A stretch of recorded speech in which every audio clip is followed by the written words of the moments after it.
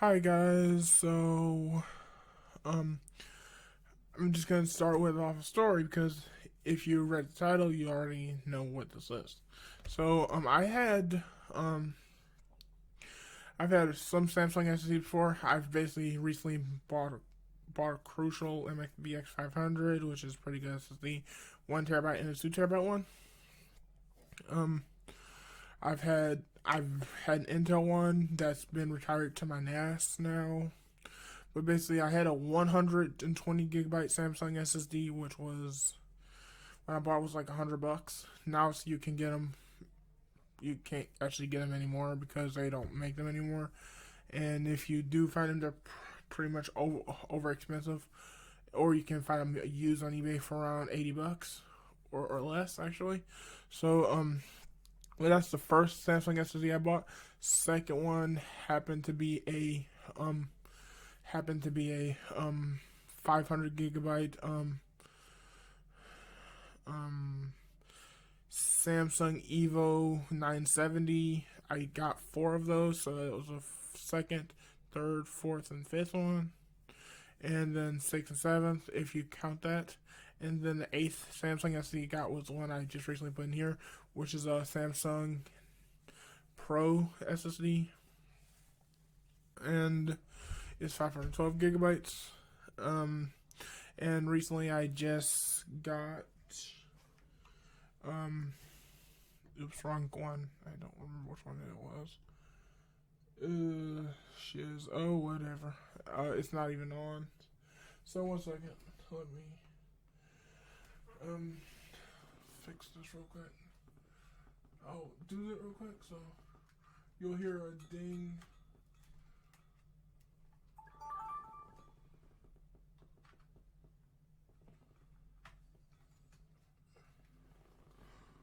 As you'll see.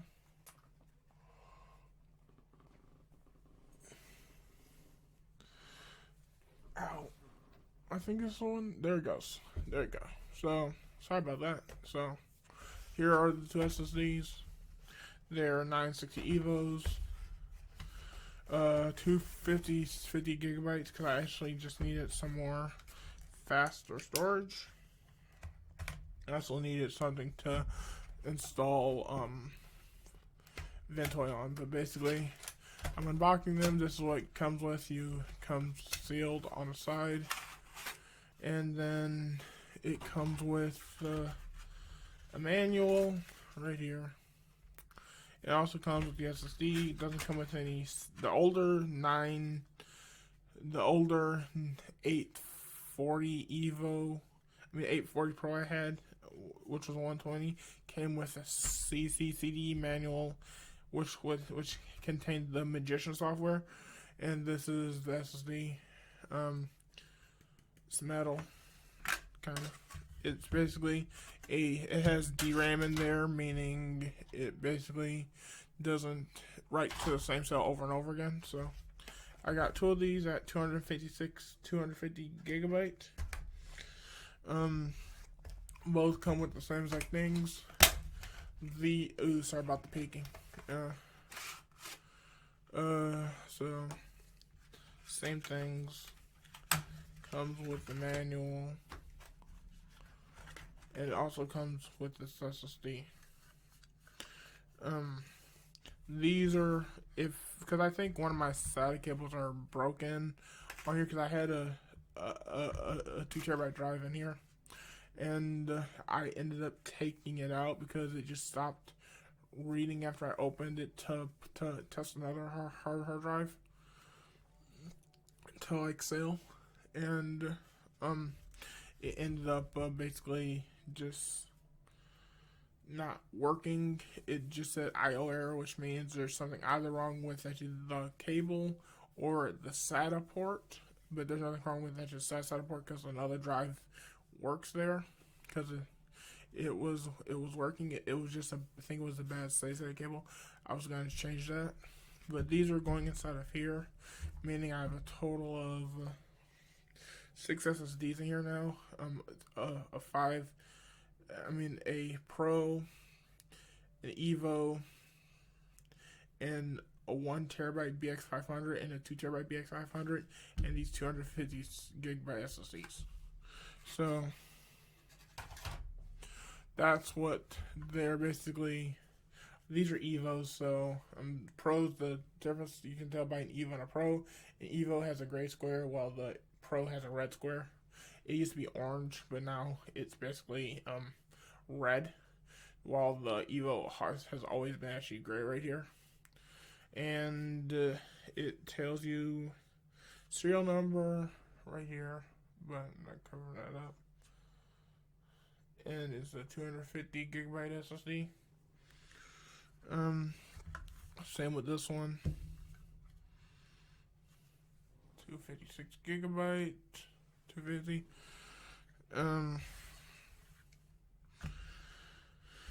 And if I'm correct, then this should work. And then I'll show you how to initialize them after I plug them in. So 1 second. So the computer's booted back up, and now I'm just gonna switch to my here. So going to here. Sorry about the little infinite background, but so you go to start this PC. As you see, there isn't any other SSDs here. So you basically go to start this PC, right click, go to manage.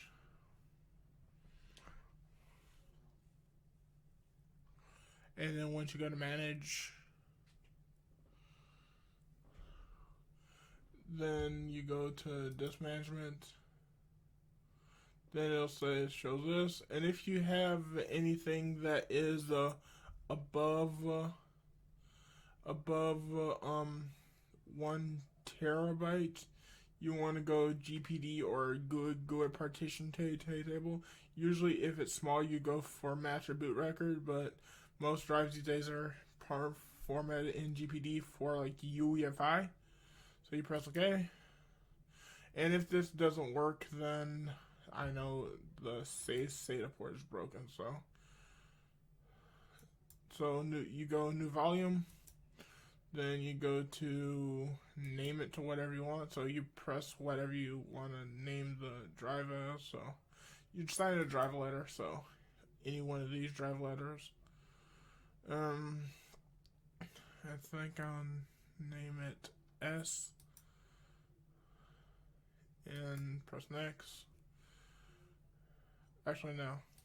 If there's a D, I'm going to use a D. No, F. So,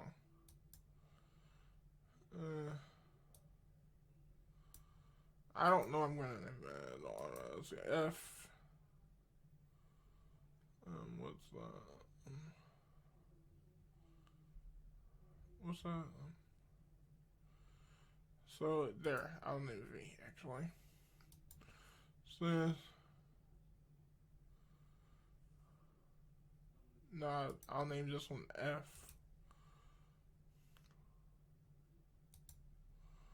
Yeah, F for, and I'm gonna name it file. Oops. That would help if I actually had the keyboard on.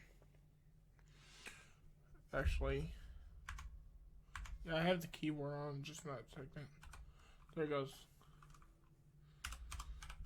So, sorry about that. I had to turn it on. So after that, this will say format, say partition is healthy, and it'll tell you right here. And you can click here, and it'll bring up this file manager if you see that. You can use this as basically a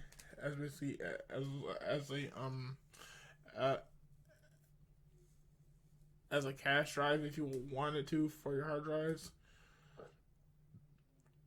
but it'll be pretty slow compared to most drives. You should, if you're using a cache drive, if you're using an SD as a cache drive, you should use an NVMe. So, and this one, and I'm going to name this one S for scratch. And then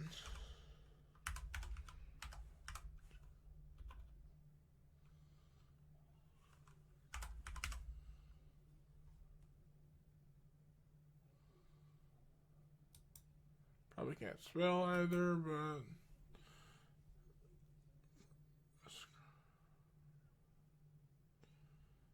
yeah, I didn't spell that right, but whatever. I know what it is, so.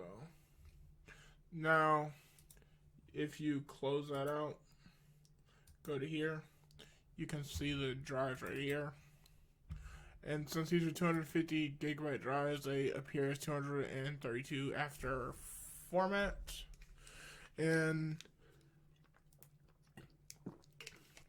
this one is a 512. These three are Samsungs. The other Samsungs I'm using are right here. They're acting as a cache drive on my NAS, which is in the back room. So I'm getting a full gigabit.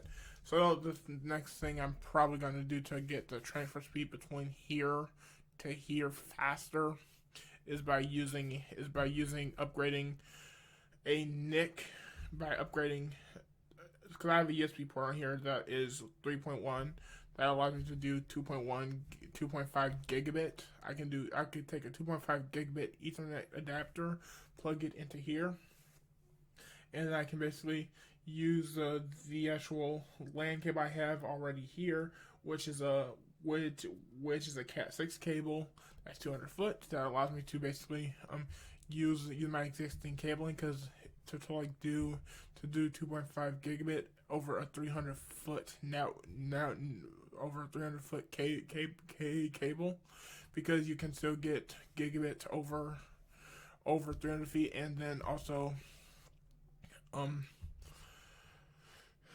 to get 0.5 gigabit under 300 foot, which this is basically still under 300 foot cable, so 200 foot cable, not 300 foot. And I can also then upgrade the NAS USB to a 2.5 gigabit one, and put a switch between there and here, and have a faster internet, so I can transfer between here and here faster. Because, for example, if I were to take here and then transfer the Stream Deck folder,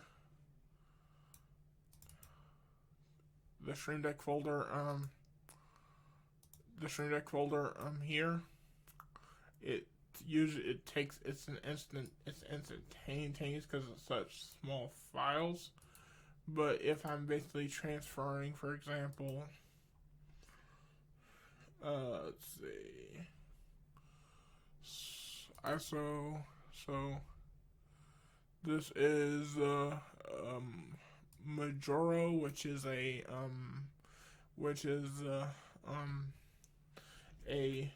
nightly build of Majoro. It transfers at 1.10, 1.11. This is from my NAS to my PC, and from my PC to my NAS, it's about the same speed. And so I can even, in turn, if I wanted to, put my Steam library onto one of these drives and then play it over the network. But so that's how you set that up. And also just upgrading to 2.5. I'll show you a 2.5 gigabit one.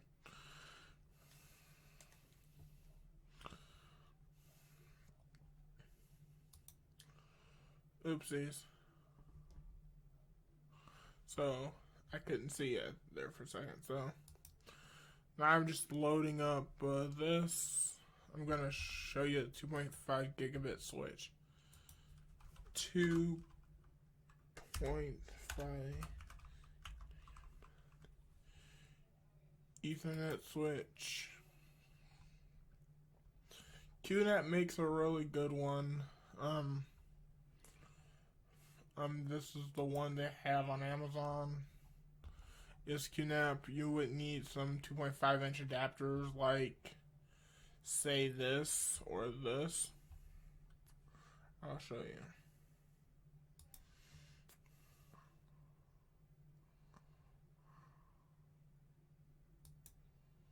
So basically, this is what I was talking about. You could use this, which is just a little QNAP switch that basically is a 2.5 gigabit switch. So the green is a 2.5 gigabit, and then the when it turns orange, it will be 1 gigabit. And also, if you basically you actually can team up two 2.5 gigabit connections and get 5 gigabit, but that's basically called link aggregation. So you would need this, but this switch can't do actually that. It's just a kind of dumb switch. It probably can if you firmware updated it, but you also need this if you're planning on putting it inside of your actual computer. This is a 2.5 gigabit base, 25, 1000, or 100 megabits. And doesn't have 10, so it's RJ45. It has a little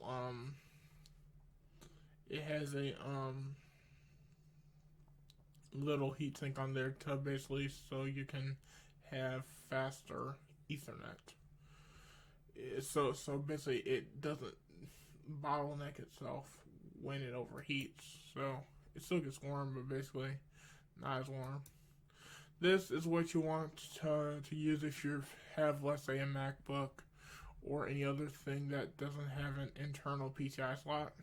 So if you wanted to plug this into a, say, a NAS that doesn't have a that doesn't have a PCI slot, you could just use this, plug it in USB, and then you just transfer over the network with this. And since this is USB 3, you don't need USB 3.1 or 3.1 Gen 2. So this will work on a standard USB 3.1 Gen 1 port, which is USB 3.0. But that's all you need to know about that. This is what I'm actually have in the mail coming. You should see about a video of this. So I got one of these. I also got one of these for a different computer, and two of these, one for a laptop, and one for a laptop, one for my desktop, and also one for like QNAP, for my QNAP NAS. So in total, I got 3 of these. One of those. This is for another desktop. This is for the computer right next to me. This one is for another computer that I have in another room. This is for a laptop for when transferring over the network, and then the other one is for my NAS. And this is to basically do the interconnect. Just to let you know. So port 5 is your WAN port, and number 5 is your WAN port, and you basically plug this into, say, your router or wherever you're trying to get the 10 gig, the 2.5 gigabit network connection at.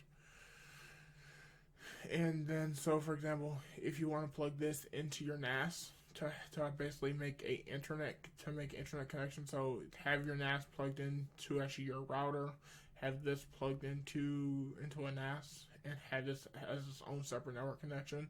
For example, you have your NAS plugged into here, and then you have all your other devices plugged into here. So when you're transferring through actually to like the NAS, you're still getting a 1 gigabit upload connection, but you're also getting a 2 gigabit 2.5 gigabit connection when transferring data back and forth, which will make it faster, and there's no router or overhead at that point. So yeah, so thanks for watching.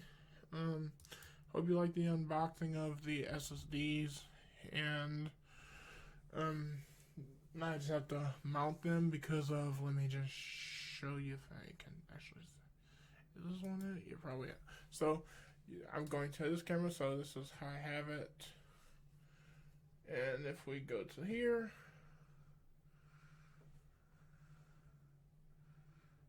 they're just hanging right there. Okay. Thanks for watching. Bye.